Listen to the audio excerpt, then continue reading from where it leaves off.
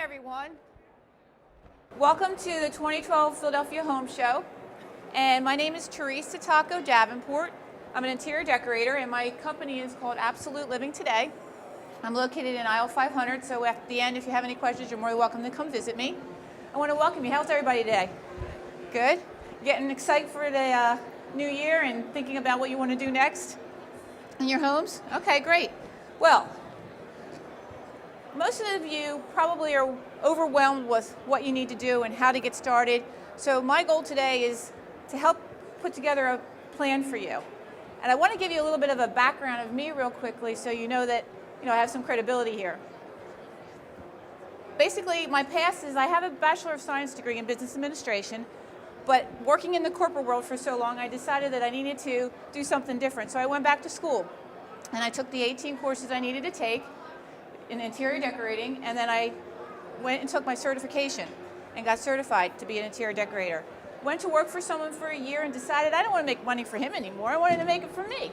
So I opened up my own business in 2005, and I'm starting my 8th year, and I love it. I love making your homes beautiful. I love the looks on your face when we're all done and everybody's happy. So what I want to do is I also have taught classes in the past to different adult education on interior decorating. So I wanted to share some of those classes with you in workshops. Last year was the first time I actually did some workshops here. So this is my 2nd year doing the workshop. And I have one tomorrow on color also at 5:30. So this particular one, again, is putting a plan together for your interior decorating project.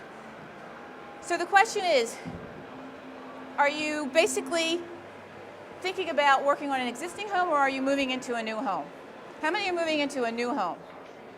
Okay. How many are working on an existing home? Okay, great. Now you may have a large home, it may be small, it may be in the city, it may be in the country. It may basically be large or just an efficiency. So you're probably in there thinking, I've been here a while, or if in the case of a new home, you're thinking, well, how am I going to make this really feel like me? And now that I've been here a while, it just seems to be that my personality has changed through the years and the looks of things have changed. I want to do something different. But how do I begin? So you start to panic. What's the first step? How do I move forward? Well, I'm going to help you with that. So we're going to talk about starting with a clean slate, thinking fresh. Okay, it doesn't mean that if you already have furniture and you don't plan on getting furniture that you can't still follow these steps, because you can, and I'll help you, guide you along. So the first thing we're going to do is I'm going to talk about each step individually, very briefly touch on it at first, just so you get a list of what the steps are, and then I'm going to go through each one individually in depth. All right? So the first step is basically you need to determine the purpose of the room. How are you going to use it? What zones are you going to make? The second step is determine the traffic pattern and the layout of the room. How are people going to be getting in and out? Where are you going to place the furniture? The next is start to shop for ideas and styles through the internet, magazines, to stores. Get a feel for what is out there. You may not have shopped in 20 years, so you don't know what's going on. So get a feel.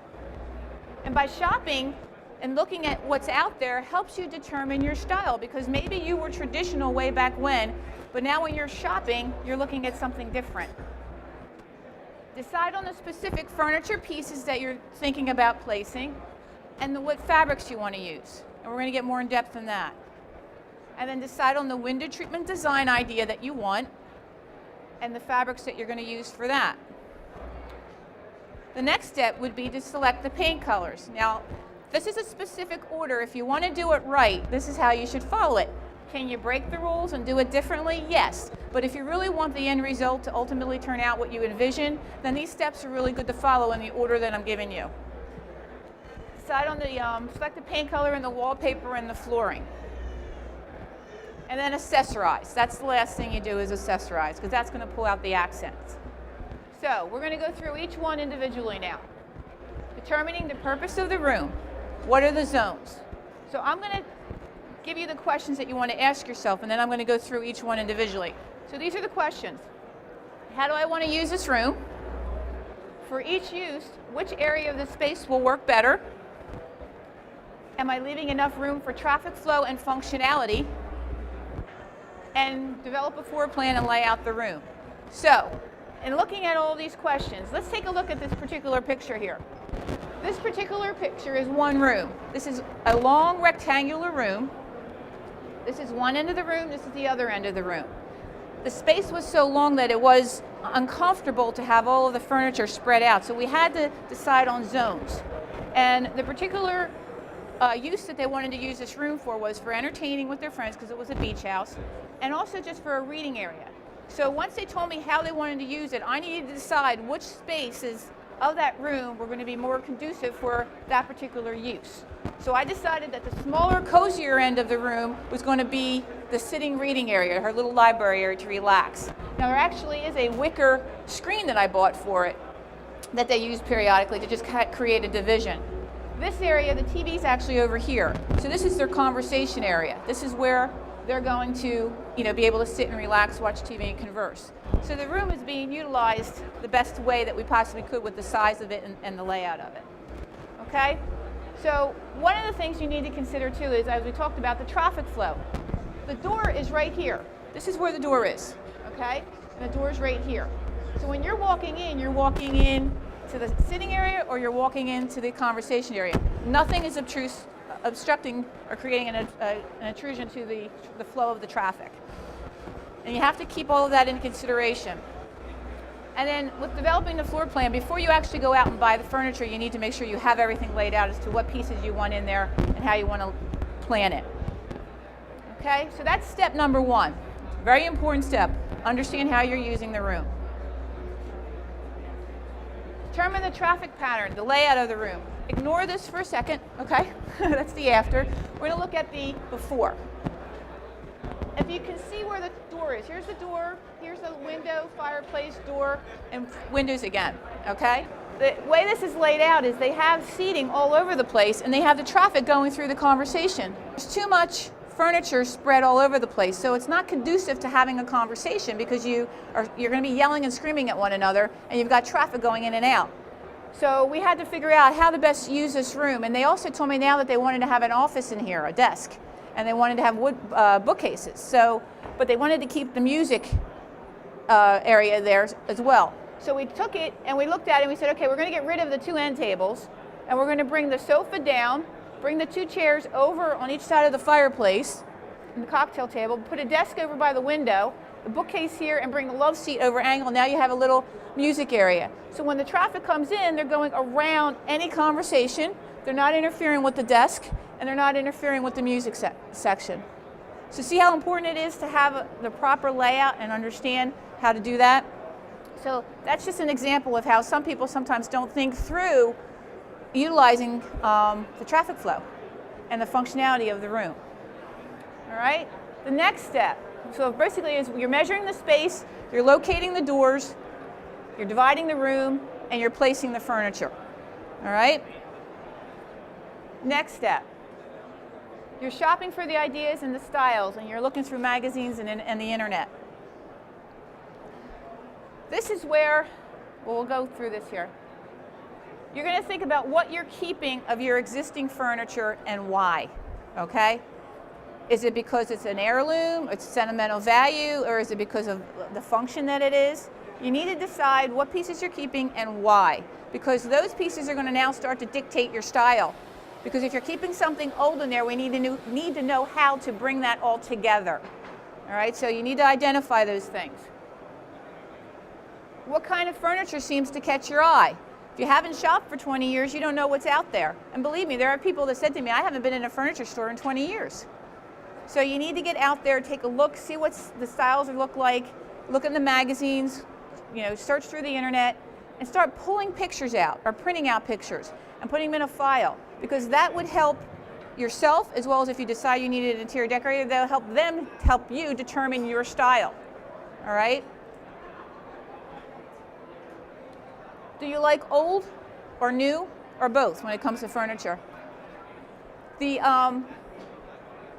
key to this is that if it's old, obviously you're going to need antiques, right? Or some older heirlooms. If you want to mix the two, that's great. We can do that, but again, it's going to start to dictate your style. So you need to know what you're using and you're not using. Determine the style that you seem to draw to. So if you're finding that your eyes keep drawing to a certain kind of look, then that's telling you that's what your heart is telling you you want. So pay attention to your intuition, especially you ladies. We never sometimes listen to our intuition. We need to start doing that.